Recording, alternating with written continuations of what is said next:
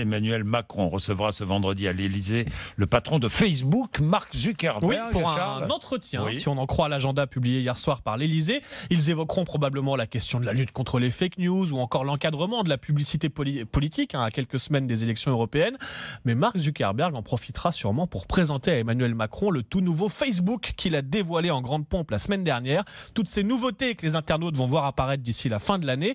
Alors il y a les fonctionnalités très pragmatiques, très business, le paiement sécurisé, la possibilité d'acheter directement des produits sur la filiale Instagram.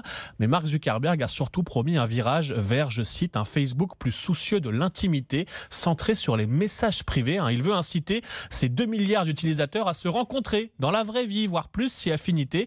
Et pour cela, Facebook va se lancer sur le marché du dating, autrement dit des rencontres, avec une nouvelle fonctionnalité baptisée Secret Crush, le béguin secret. Prenons un exemple, un jeune homme qu'on appellerait William rencontre une jeune fille qu'on appellerait Marie lors d'une soirée. Je me connecte sur Facebook. Et ils se rencontrent en soirée et le lendemain, William veut ajouter Marie à ses amis sur Facebook. Mais attention, il ne veut pas que tous ses autres amis soient au courant.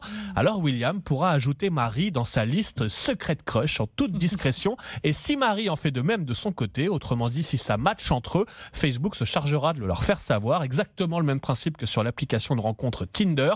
Bref, c'est un pas de plus dans l'intimité des internautes. Si je dis que si je fais un crush là, si c'est pas réciproque, il ne se passe rien et personne ne le sait. Du tout. Mais nous, on n'a pas besoin de Facebook, Charles. moi je t'attends. Vous avez...